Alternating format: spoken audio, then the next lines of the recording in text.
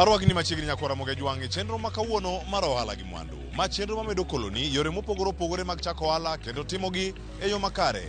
Machiegni, nyinga Cleophas Oluoch.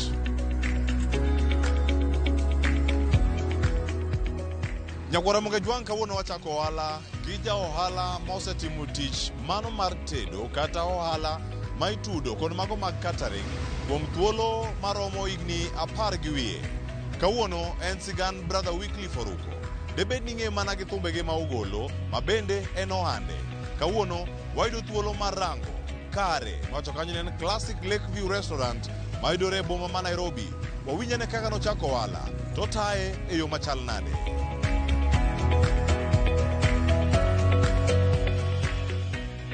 Kuom nyinga aluonga ni Brother Wycliffe Oruko. Awuod Nyakach Kadianga. Awuod Nyakach Kadianga. Jomo ong'eya gi tija matimo mar wer. Kaka Brother Wycliffe Oruko. Yes, koro kando gi wer itie tich matimo machielo ma en tich mar ohala mar uso chiemo. Luongo ni restaurant. Tich mar ohala matimo mar restaurant ni asebet katiyo e industry ni kuom muda maromo higni wachna 10 kama. Koro chunya noneno ni an bende koro abed gi branch na moro matin. Nikech ing'eni kata kondiki to gimoro amora nigi ndalone mogikie. Koro asebet kondika bang' ndalo mathoth. But koro awacho ni kando gi wer we achaka timo ohala moro be machielo mar restaurant. Koro apana asebet e industry gimoro moktin higni 10 kama. Gimomiyo nachake kaka ing'eyo ni an jawer to tijwa mwatimo mar wer require a lot of resources. Chalo kaka pesa mondo idhi e studio igol wer nyaka iti gi pesa. Koro naneno ni samoro kinya rely kuom wer kende. Koro awacho ni wachaka ne ohala ni bende anya yudogo some source of income manyalo support go ministry mara. Nikech an ing'eni kaka jawer an e ministry mar wer full time. Koro mane mono mi achako biashara mar restaurant ni nikech mane tich masomo. Ana somo tij tedo kaka dholuo wacho, somo tij tedo. Andiko ji mogwaro matin Mr. Cleophas, andiko ji mathoth matin. Nikech sani apani an gi jotich mok tin ne 25. An gi jotich mok tin ne ji 25. Nitie challenges matin, but agone Nyasaye erokamano nikech nyaka nyiche wachaki, wadhi maber, ok wadhi marach.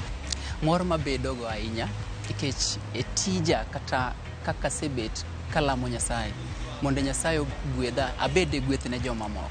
Koro kaneno ka ayaw kata biashara to nitie jok ma yudo konyruok kata chiemo kokalo kuom gweth ma Nyasaye omiya to mora kabisa. Omiyo yudo ka ok wayiero kata ni koro bedo ni koro an jaluo nandiko joluo kendo an gi tribes te ma Kenya an tiere kendo andiko. Koro mano mora kabisa nikech abedo gweth ne gin. Nikech Nyasaye be wacho ni komi to imbi bed gweth ne jomoko. Koro mane morna momiyo achiew kinyi kokinyi. Inyalo penjo ni to ere kaka multitask tij wer kendo gi tij restaurant.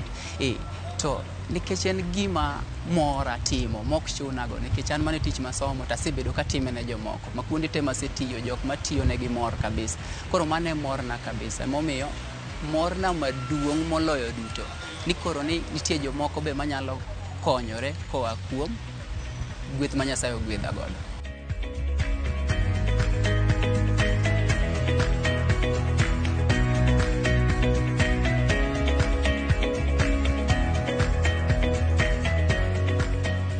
Aneno kwadhi yaw branches mang'eny kabisa.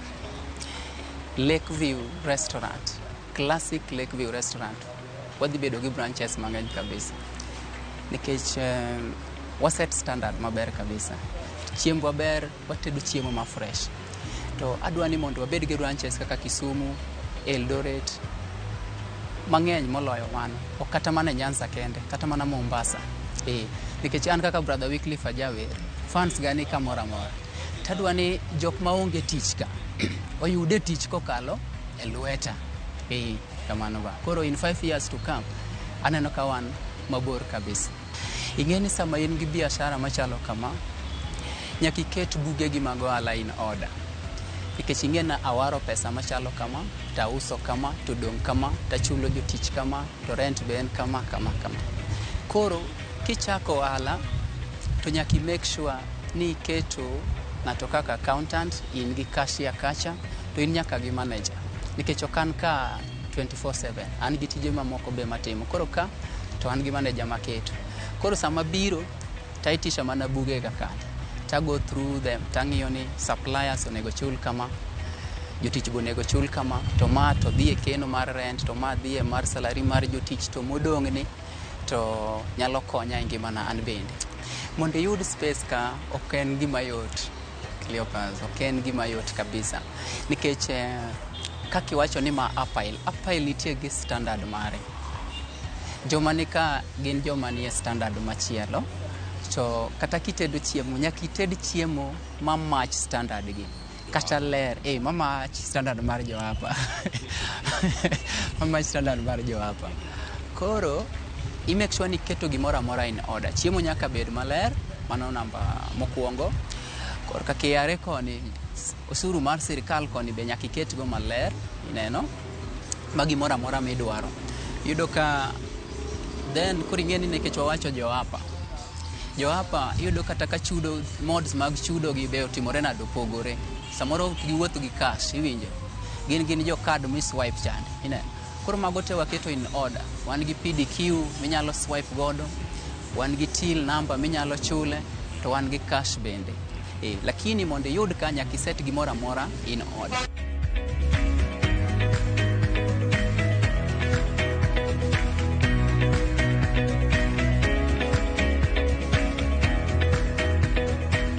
Koro marketing kaka watimo, wachak gi mwatimo kawuono. Kech kaka ineno wa kawuono wantie interview mar ohala gi mwandu. Donge? Koro joma neno Ramogi TV te, oganda matiyo Upperhill, katibed Upperhill NTSA, lands, area note, wa deliver food. Ineno? Tie namba mang na chiw kae, makidwaro chiemo, tigaga namba no. The moment we go namba no, to wa deliver mana chiel. But wadhi donje mbui kaka mbui masani, nikech waneno ni kwa donje mbui kanyo to wadhi chopo ne ji mang'eny sana. Moloyo ka ni nyaka ng'ato wuotha mabika, nikech ji odich. Yudo ka ng'ato ni office kucho odich gi tich, koka koro onya yudo chiemo bedo matek. Koro wabro bet ni wa deliver nyaka ng'o kaka wasebet kwa timo. Kata ka in gi birthday, kata in gi wedding, kata mana arus, mago te watimo. Kik ibed maluor. Ing'eni adwa koni Cleopas. Ji oluor ni ang' ka ng'a chako ohala ni kata ka we tich ka mondo ikaw. Ka wacho ni ji te we tich, inyalo tiyo to pod i manage. Nikech an pod atimo mang'eny to biashara batimo. Luoro no ema koso ne ji mang'eny. Ineno. Ni ka chako tadhi fail, abro chako gi kanye. Ineno. Koro adwa nyiso, awuoyo go ganda nyikwa Ramogi Ajwang'. Mondo gikaw chir. Kata ko ohala no fail, idea no fail. Idea emo fail, in ok fail. Kuri kono idea ni in fail, in bed kando, anto ka fail. Nikech Nyasaye ok chwega failures. Iwinjo ng'at Nyasaye. Koro idea mo fail, to in ok itimori nade, ok fail. Koro chaka machielo.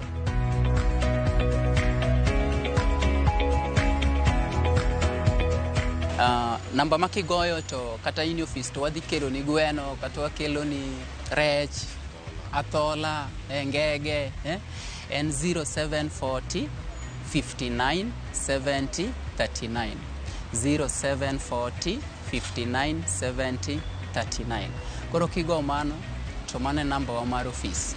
Yudo ka cashier wa mi neno cha mako simo no to chiwo order no to order wakelo ni kamora mora maintie within Upperhill. Kamano. Koro kama wantie NSSF Valley Road. Kidonja office jo NSF. NSF oking'eyo ni kama jomose tiyo gaming'a kagitiye koticho gibiro kawe manegi kano matin. Kanye ma wantie basement 3 block A. Yes, kibiro basement 3 block A kanye ma wantiere. Kamano. Kaka ging'eyo ni an jawer brother Wycliffe Oruko, kikiwemo kidhi e YouTube channel mara Kachacha mondo subscribe. Igwedhori gi wendega. Jomolocho mor ni e dala ruoth. Kiloyo lweny to ne yudi. Kamano.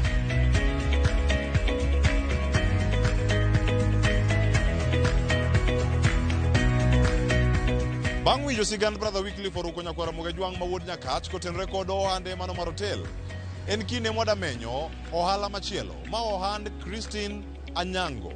Christine Anyango timo ohala mar tweng'o e alwora ma Kajiado County. Kawuono olernwa sigande kaka nochako mami oketo maino e twang'o mana lep nyithindo kod jogo mamine. Joma chuo oketo kanye. Wawinjane kaka nochako ohala kendo kaka otaye e kaunti ma Kajiado.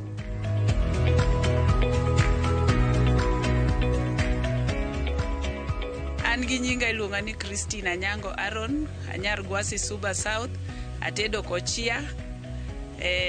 Kochia atedo kamoro ni Karamul.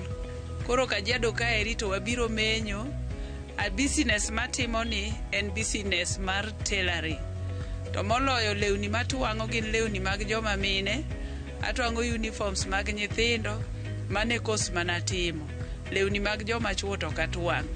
Joma mine ema dilgo nikech mane tich malonye moloyo. Koro mane gima time dala mar Kajiado kaeri. Gima nomiyo chako ohala matimo ni eri. Ing'eni sana ok inyal bedo piny ni koro wa joma mon irito ng'ama dichuo ni ema mondo kel. Ng'ato ka ng'ato nyaka bed gi gimotimo. Ok inyal bedo ni in kichiewo gokinyi tibudha kata muma bende wacho ni ng'ama ok ti ok onego chiem. Koro mae momiyo nyaka joma mine waridre uru ma kichiewo gokinyi tiyudo kamidhiye giminyalo timo. Kik wabeduru jok marito ni nyaka ang' dichuo duogi samoro odhi omenyo to oyudo gimoro. Koro nyithindo ang' nonind kech ni dichuo koyuto. Nyaka to joma mine waridre uru mondo ng'ato ka ng'ato bed gi gimonyalo timo. Mae momiyo naneno ni mondo apuonjra tich tweng'o ni eri mondo mi ayud kama kachiewo tanyalo wuok adhiye. Kama nyalo miya silinga moro, kama nyalo miya gimoro manyalo konyorago. Anyalo kata gombo ng'iewo gira moro e ot to kayudo pesa kaeri tadhi ang'iewogo. Anyalo kata neno gimoro maber mondo mi ang'iew kata mana lawa moro, mondo mi ang'iew samoro aneno kata mana wuoche na moro, yani aneno kata gimoro maber manyalo ng'iewo e ot kacha chande. Ok ochuno ni nyaka ng'is dichuo ka ang' oduogo ni ero wuon ng'ane miya pesa dwa ng'iewogo gima kama. Ambopo mana kaseng'iewo gimoro makete e ot. Kobiro to obedo surprise ni kare business ma ng'ama miyo timo ni eri nyalo timo gimoro. Mane momiyo nachako business, naneno ni ber mondo mi ayud gima nyalo timo. Nikech samoro ka ok iyudo tich mar ofis to nyaka ing'ama miyo nyaka iriri, nyaka ing'i gimoro amora manyalo timo. Changamoto mwanene ohala ma wantiere ni eri, sache moko inyalo yudo ka ng'ato kelo ni lawni mondo itwang'ne. To kosekelo ni lawni mondo itwang'ne, okasi adier okasi ni twang'na lawni eri kinya dhi go wuoth, kata twang'na lawni eri akawo wik manyien. Tiyudo ka ng'ato kosekelo lawni mondo itwang'ne, samoro boko mi kata deposit okoni ni twang'a law, abiro biro mondo achul pesa te sache mabiro kawo law. Tiyudo ka lawni eri idwa budhogo, idwa tieko go kata mana higni 5, ng'ato poko biro kawo lawe. To ituonori mikawo pesa ni midhi ing'iewo go gik minyalo tiyogo, ikawo time ni miweyo kata twang'o law ng'at mano chulo kasha. King'iyo ni adieri ng'ane owacho ni mondo alos ne lawe ni eri, samoro ochiki kogeno ni odwa dhi go wuoth. Koro idwa rito to kine kata kobiro midhie ni to yawa kare ng'ama nong'isa ni mondo atwang' ne law ni eri karo timore nade. Kate midhi yudo ka koro gidhi giwacho ni joma funde ni jomriambo, nikech iyudo ka koro gine maka gibiro owuondi ni mondo itwang' ne law biro kawo, to law ni dwa budho koko biro kawo. Ma law ni eri koro budhi mi yud ka law ni eri koro be kata en owuon nodhi molal. Koro kata gimidwa timo gi lawni dhieri. Samoro ng'ato kelo ni repair, to repair ni eri okasi ni mondo ilos ne obiro kawo godhiambo. Idwa rito dhiambo makiny, idwa rito nyaka chieng' machielo, ok ine kobiro kawo. Koro sache moko yudo ka tije ji lep ji opong'o kanyo, opong'o kuma bendi tergi be dhieri mana nono. Gipimo law, giweni law. Okelo repair, odhi owe repair. Koro idhene to wiyi owil kosang'o motime.